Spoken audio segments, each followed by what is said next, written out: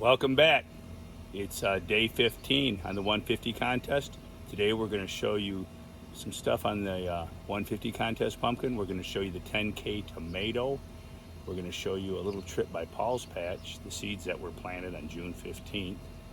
Can you plant pumpkin seeds on June 15th, seeds in the ground, and end up with a big pumpkin for Halloween? We're going to show you that this summer. Follow us. And then also, like I said, the 10K tomato.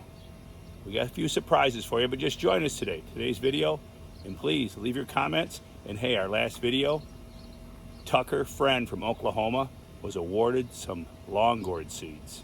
All right, for commenting on the videos. He's our latest winner. Join us. We're giving away seeds and surprises all summer long.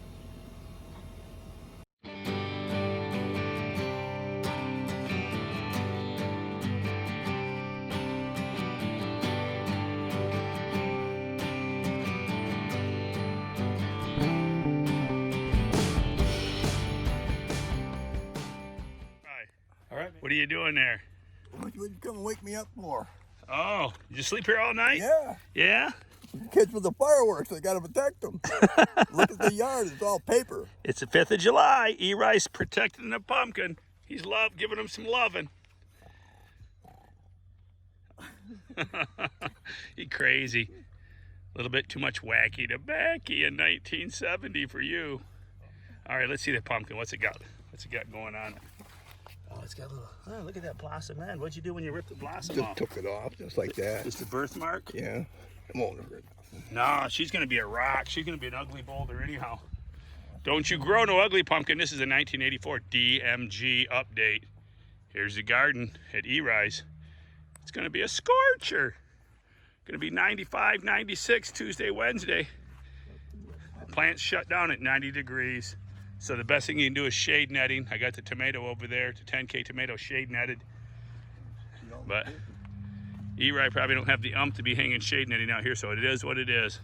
Just cool them with water. You're gonna cool them with water like once a day? Yeah, I'm setting it up now. Come out at 2 o'clock, turn the sprinkler on at 2 o'clock. Let it run for 10 minutes. There you go. All right, you guys, keep them growing, stay tuned. Stay tuned for growing and Morgan's compost products, Dairy Do.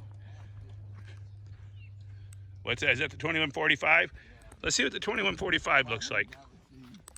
What do you got here? That one there. Yeah. That's how big this was yesterday. So you got it positioned, yeah? Yeah. That's how big that was yesterday. Really? Yeah. Wow. I'm serious. You got the magic juice. It was that big. That's a nice shape right there at 2145. It's grown. This one's growing nice. There you go. Look, that's how big it was. Yeah. I was surprised when I looked at it. You know, the best ideal way to set those up, here, pull that sheet off, is if you pull that pumpkin, and I should have done it, mine's growing straight onto the main vine, which is not a good thing. If you can slide that whole thing over to the left so it's growing, the pumpkin should be to the left about a whole pumpkin. Don't do it all at one time, just break it off. I've been moving it. But if you slowly pull that vine onto your tarp and get that pumpkin over here, hold that leaf up, would you? If you get that pumpkin, hold the leaf up. It's blocking my camera. There you go. Bring that pumpkin over here, like here, then it's growing into the curve instead of against the main vine. I've been turning it. All right. All right, that's how they should be positioned. I've been turning it. Can we grow the tomato that will be worth $10,000 in prize winning and seed sales? Watch the video.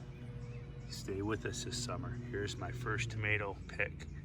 I have to decide, now it's time to decide if I go with this tomato here or over here. I gotta be careful, there's an electric fence. I don't wanna get lit up like a Christmas tree.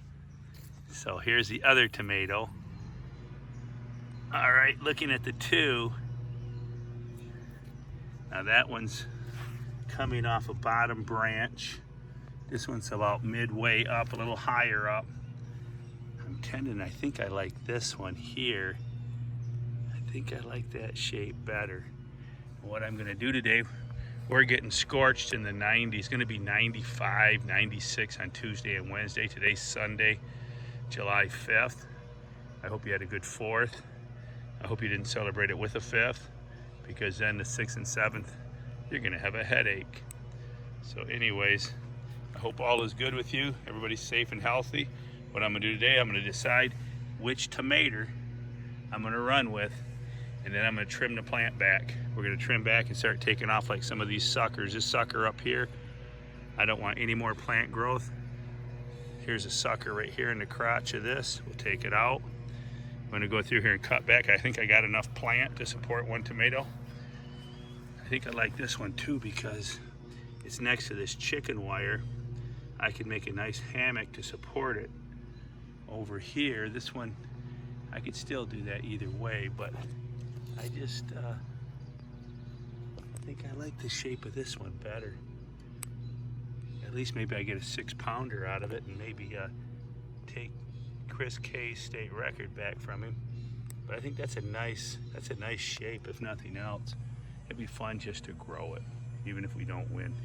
Here's another little sucker. Take these suckers out. We got to stop them. Waste a lot of energy on suckers. All right, there you have it. I'm just watering. Little amino acids. Remember, there's a bag of dairy dew down in that soil, kind of half and half. She's looking good. I don't have the leaves all curled up. Really don't want a bunch of curled up leaves. Not at this point in time. Maybe at the end of the game. All right. Post any tomato comments, questions below. Cooling the plants. It's the only way to do it when you're talking 92 degrees out. Cool them down. And also the water funneling down the leaf stalk helps that taproot get generated. Clip of what I built. I built a little basket. I took one of those cargo straps and I thought, how am I going to support this tomato? I can't be here every day. I got to go to work. I will try to get by here and start watering it. I'm working in the area. Here's my little tomato. But here's Bubba's latest creation. Took a cargo strap and I made me a little hammock for the tomato to set on. And we'll play it by ear if I have to. We'll put some foam up against it. Hopefully it becomes an issue and a problem that the tomato won't fit in this corner. All right, man. She's all watered. I just dumped like 2 gallons of water on there. Watering her deep this time. You don't want to keep them wet. Tomatoes are like cannabis. Water them every 3 days. Let them dry back out. But in this heat, you might be watering them every 2 days. I'll be back. All right, Eri? Yeah. I'll be back.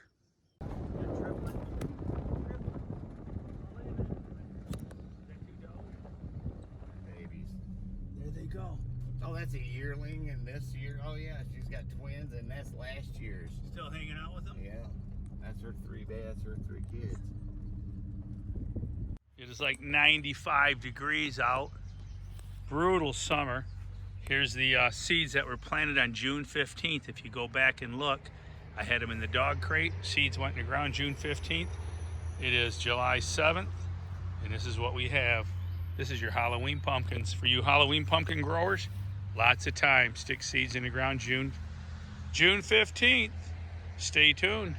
You see the progression throughout the summer. Stopped at Paul's. Keep them growing. Great product that I'm finding most of the locals around here do not know about, Copper Coat. It's copper and zinc, wood preservative. It's great for ground contact. I'm gonna do the bottom of these barn door frames. We're framing these barn doors. I don't like using pressure treated lumber because it's so full of moisture and water that it warps and twists and you end up getting a call back. So rather than do that, I will just copper coat the bottom 6 inches of these barn doors so that you do not rot out prematurely. There you have it, Bubba's bonus tip for the day. Copper coat. All right, took all of about 5 minutes, and I actually soaked 2 coats on here to let it really absorb. And then I'll flip these and do the other side. So there you go. It's great stuff, man. I'm sure there's different brands of it also. For preservers of wood against termites, beetles, and ants. It might even take out a couple of uncles. There you go. Prevents against decay, resists mold and mildew, anti-wicking, controls moisture damage. Prolongs the life of non-pressure treated wood. There you go. I think it's an ultimate product. Try it. You'll like it. All right, bubbling the chlorine. This water set all night. Filled it up last night pretty much. It was 3/4 full, topped it off last night, so a little bit of chlorine probably evaporated over the nighttime, 12 hours. But I'm I'm bubbling off the last of it. I'm sure it's gone by now. What I have here is swimming pool copper sulfate. You can buy it. If you know a friend that has pools, swimming pool, you can probably get a little bag of it. You don't need much for copper deficiencies. You gotta be really careful with copper. A little bit goes a long ways. I'm just gonna add a little bit to every watering. This is about it. I want to be very careful. I've already used some of the better grade copper, a couple of applications in here that I got from the Birdman. So I'm not gonna go crazy with copper. It's 30 gallons, that little bit in there. Epsom salts, you can be a little more reckless. This is sulfur, Epsom salt, magnesium, copper sulfate. It's 1 tablespoon per gallon. I could put 30 gallons in there. That should be good right there. 30. I could put 30 tablespoons. There you go. We'll let that bubble, stir it up a little bit. And it's morning. We're having 92-degree days, 95. So I'm gonna water under the canopy, take my thumb and get down here and get most of it under. I'm gonna try not to get all over the leaves. So I don't want to burn the leaves. I still getting the nutrient burn. It is what it is. Out here it's really bad on the new stuff. When your nitrogen's 14,000 ppm, that's what happens. Here's the products we're using. I'm growing here in straight 301 Veggie Dew. And here's Seed Starter. I got a couple extra bags for burying vines and such, and for filling my Bubbas Dirty Socks. Stay tuned for Bubbas Dirty Socks. Also, I want to tell you, I was originally thinking about growing in half and half dairy Dew 301 and half soil. I kind of wish maybe I would have done that now, but it is what it is. I got a hot batch, and this is what's going on. Too much nitrogen. The tissue test showed 14,000 ppms of nitrogen, which is like double normal. So it will water off. I'm watering and leaching. I'm not fertilizing. I haven't fertilized at all. And I did find out that we're low on copper and sulfur. I've been adding those to the barrel. I got water soluble, Epsom salts is water soluble, and copper. You can just use pool copper sulfate, and that dissolves. Just be careful with the copper. You'll fry the plant. Copper, too much copper, and you're killing the plant. You got to be real careful. You want to trace, just a trace of copper in every watering until you get caught up. All right, but here we go. Here's the pumpkin. July 5th, 2020. It's day 12. Day 12. She's a beauty, babe. She's a beauty. She's gonna be orange. If you're new to growing, this yellow color means she's gonna be really orange. Typically the white ugly ones, they come out white. At this point in time, they're white, not yellow. Made a mistake. I answered one guy's question, told him it was 12 days old yesterday. That was a typo. Redid the math. Today is 12 days old. And this is not the ideal position. See how the stem is growing right straight into the main vine? That is not ideal. But I cannot move the pumpkin to the left. It will grow into the house. If I move it to the right, it just wasn't a good thing. So I'm prepared to slide my pumpkin back as much as possible. I will set up a come along back to this deck. And if I have to, I'll pull it back. I'll figure it out, I always do. But this is not ideal. Typically, if you're on a big plant with lots of space, move the pumpkin to the left, get that curve going. You want to be growing sideways to your curve. You want the vine like this and the fruit where my wrist is. So it grows, when it grows forward, it's going to straighten out the vine. All right? Imagine that pumpkin right where my wrist is. And it grows forward, it does this. But if you're growing straight into your vine, it's going to do this and split the vine. I did that with my 1,768 pounder in 2014. That pumpkin was a state record for a week. And I did that, and the vine dripped for 3 weeks in September. It drip, drip, drip, drip, drip. Probably cost me 10 pounds on that pumpkin, I bet. But anyways, it made it, it survived. But here we are, 92 degrees, July 6th, leaf scorch, something terrible. Breaks my heart, but it is what it is. We're getting ready to have to direct some vines around, bring them back around. I'm gonna grow them across the pallet, keep the plant growing, keep it stimulated, keep the hormone trucking. Bubbas Dirty Socks. I've pulled up the roots. I'm in a tight situation here. And I have the tap roots in a sock, and I'm gonna keep them watered. And that way I have more flexibility in my vine. This is not a good setup. You don't want your stem straight in line with the main vine like this. I will have to slide this pumpkin back a lot. Here comes the, as you can hear, here comes the Polar Express coming down the rail. We're in the town of Holly, which has always been full of trains. Choo choo. So here you go. You don't have to go to this extreme of putting the taproot in a sock.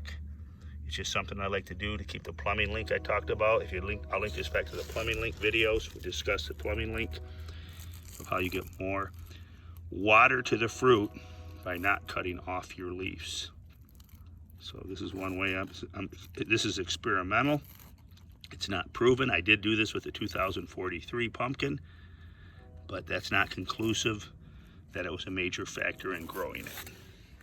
All right, there you go. But it is one of Bubba's old secrets revealed. Look at the green. That's 14,000 ppms of nitrogen. Too much. Your leaves really shouldn't be this green. They should be a little lighter. You can see the nutrient burn on the edge. This is not the way to roll, but this is the way it is. We'll deal with it. We'll deal with it. I grew my 1704 Clements in the same type of situation. I had too much nitrogen going on. That's I always talk about in earlier videos. When you get the nitrogen cranking in your soil, there's no way to turn it back. All you can do is water, water, water, try to leach it off, and then you're opening yourself up to more disease. Hence the Agrifos fungicides, and you have to use other things. I love Heritage fungicide. If you don't mind spending money, Heritage fungicide's a great fungicide. It is expensive. It's like $200 a bottle. We are applying Agrifos systemic fungicide through my watering. I will not get this all over the leaves in this heat. I will water down low under the canopy. I'm watering this into the green pepper and 10K tomato also. What is that? It's the moisture meter. We pull out the moisture meter. As Quinn Werner would tell you, just stick your finger in the soil. Oh, we're absolutely full of moisture. No need to water this morning. I actually just took a little sucker off the stump. There's another one growing there. I'll get in there and cut that off. The thing I love about this Morgan's Dairy Dew is very few weeds. I got a little bit of grass growing in there, but there's no weeding. There's no weeding to do. This is nice. I haven't had to use a milk craze. I haven't gone in there. I have cutters that I can reach in there and cut off any vines or growth I don't want. In fact, I got some cutters. I can cut those weeds down, and I will. Welcome to my jungle. No weed-free jungle. Grow in Dairy Dew. 301 from Morgan's Compost, Sears, Michigan. Shade netting. It's going to be 95 degrees on Tuesday. Extreme heat for Michigan. Here's the colossal green pepper. All right, have a nice little green pepper going. I pinched all the other blossoms off. I did notice Todd Dawson's plants. I sent him a text yesterday, and his plants are just like 5 times bushier than mine. He didn't show me his pepper though. I don't know if he's got a pepper. I heard rumor Todd don't have a pepper. All right, let us know, Todd. What do you got? Here's my carrots. These are just regular carrots. And the 10K tomato. The 10K tomato, what I've done here is I picked off all the blossoms. And I'm letting new ones start out. I figured I'd get this big plant. It's up, well, let's see how big it is. It's up probably 3 foot tall. We'll come around the other side. All right. And it's so hot out, I put up a little tent out here to try to cool the area. Shade is a great cooling effect. This is my screen, filtering out 20% of this harsh sun. I'm letting new buds start to form, and then we could try to pick out a big one. All right, so my own kind of theory, now that the plant is established, picked all the fruit off of it and let it set new blossoms. Hopefully bigger roots, bigger fruits. Time will tell. And I did water in the Agrifos this morning. The Agrifos fungicide was watered in. So there you go. There's the colossal green pepper. Can we hit 1 pound? And the 10K tomato. Can we get that magic blossom? Stay tuned for further updates in our raised bed gardening. 50 plants, giving them filtered sun, They started out, they looked pitiful a couple weeks ago, and they're growing back out of it. This veggie dew is a miracle worker. All right, I'll link this back to the video showing what they looked like 2 weeks ago. Like I say, they were pitiful. And hey, all you guys growing in the Fay contest, you got the Fay seeds. I want to hear about your 600 and 800 pound Fay seeds from the Lear, Shannon Lear and Deb Ganter cross. We want to hear about that. Keep me posted all summer long. And we're going to want to see pictures at the end of the season. Find out who wins the $300 and the plaque. First place plaque and $300 for the Fay contest. All right, keep them growing. Post any comments below. Any questions, growing questions, please post them here on YouTube. Please don't email me with questions. I get too many emails to answer them all individual. Much easier to answer them on a public post where everybody gets the answer at the same time. We share the information with everybody, the whole community. Beating the heat, baby. Beating the heat, beating the heat. With CalCarb. Calcium on your leaves will protect them from the heat. It's a scorcher, gonna be 95 this week. Keep them growing, not cooking. Time to spray the CalCarb. 50 garden, coming to life. Uh-oh. I think I ran out of gas. Hey, I want to thank you for joining us today. Don't forget, subscribe to the channel, turn on your notifications, and join us for more fun videos. Hey, today's day 15, and the 150 contest pumpkin is up to a 50-inch circumference. I wasn't going to measure the pumpkin until day 20, but I got tempted last night because Frank sent me a text and said he measured his, so I wanted to compare because we both pollinated on day June 24th. Is when we pollinated. It was a very cool day, so I couldn't resist. I had to measure. Last night it was 48 inches. Now it's 50 inches. It grew 2 inches in circumference overnight. I think that's pretty good growth for a 150 plant. But hey, join us day 20. I'm going to do a complete measurement and have that on our next video. How big is a 150 contest? She's going to be a looker. All right, please join us.